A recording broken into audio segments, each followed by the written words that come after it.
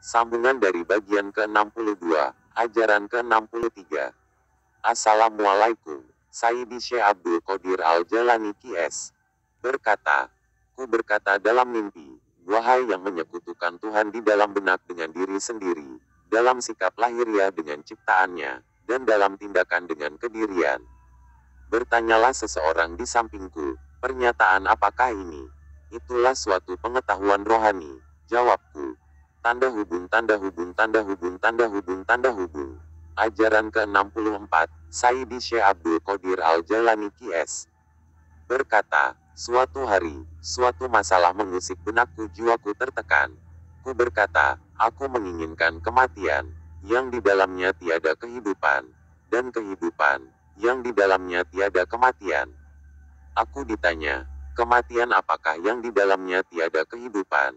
Dan kehidupan apakah yang di dalamnya tiada kematian? Yang tiada memiliki kehidupan ialah kematianku dari sesamaku, sehingga aku tidak melihat manfaat dan mudarat mereka, dan kematianku dari diriku, dari keinginanku, dari tujuanku di dalam kehidupan duniawi dan kehidupan setelah matiku, sehingga aku tidak berada di dalam kehidupan setelah matiku, sehingga aku tidak berada di dalam ini semua. Kehidupan yang tidak memiliki kematian ialah kehidupanku dengan kehendaknya, sehingga aku tidak maujud di dalamnya, dan kematianku di dalamnya ialah kemaujudanku dengannya. Tanda hubung, tanda hubung, tanda hubung, tanda hubung, tanda hubung. Ajaran ke-65, Sayyidi Syekh Abdul Qadir Al-Jalani QS berkata, kenapa marah kepada Tuhan? Karena doa-doa belum diterima.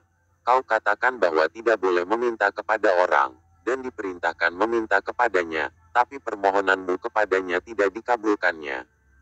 Jawabku, bebas atau terikatkah engkau? Jika kau berkata bahwa kau seorang bebas, berarti kau tidak beriman. Jika kau katakan bahwa kau seorang budak, ku bertanya, salahkah Tuhan menunda penerimaan doamu?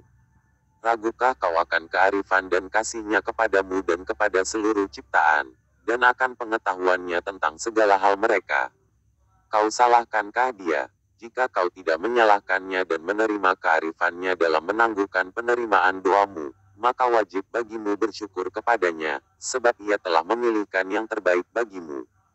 Jika kau salahkan Dia, berarti kau tidak beriman, sebab kau menisbahkan kepadanya ketidakadilan, dan mustahil Dia tidak adil. Ingat, Dia adalah pemilikmu, pemilik segalanya. Sang pemilik berkuasa penuh atas miliknya. Maka, ketidakadilan tidak layak baginya. Sebab ketidakadilan ialah keikut campuran dalam kepunyaan orang lain, tanpa seizin pemiliknya. Nah, jangan kesal terhadapnya, karena kehendaknya yang mewujud melaluimu meski tidak kau sukai dan secara lahiriah merugikanmu, maka wajib bagimu bersyukur, bersabar, ridha kepadanya, dan mencampakkan kekesalan dan ketidakpatuhan benak dan kedirianmu, hal-hal yang akan menyesatkanmu dari jalan Allah. Wajib pula bagimu senantiasa berdoa, berbaik sangka terhadapnya, menanti saat-saat yang baik, yakin akan janjinya, menunjukkan sikap baik terhadapnya, bersesuaian dengan perintahnya, senantiasa mengesahkannya, segera melaksanakan perintah-perintahnya dan menjauh dari melakukan hal-hal yang dilarangnya. Dan, salahkan dirimu sendiri, yang berbuat kekejian dan ketidakpatuhan terhadapnya, hal ini lebih baik. Nisbahkanlah ketidakadilan kepada dirimu sendiri, hal ini lebih layak. Waspadalah akan keserasian dengan diri, sebab hal ini adalah musuh Allah dan kawan musuhmu, yakni si iblis nan terlaknat. Takutlah kepada Allah, takutlah kepada Allah. Waspadalah, waspadalah, kutuklah dirimu sendiri, nisbahkanlah ketidakadilan kepadanya, bacakanlah kepadanya firman Allah.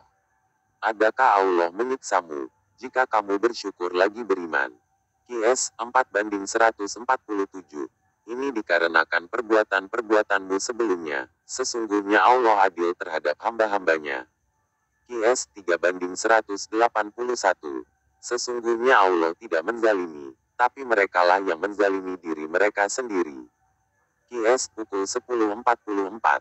Bacakanlah bagi dirimu kata-kata ini, ayat-ayat lain Al-Quran dan sabda-sabda Nabi. Berperanglah melawan dirimu demi Allah. jadilah komandan pasukannya, sebab kedirianmu adalah musuh terbesar di antara musuh-musuh terbesar Allah. Karena aku telah mengerti, maka hal ini telah menjadi tujuan paling muliaku.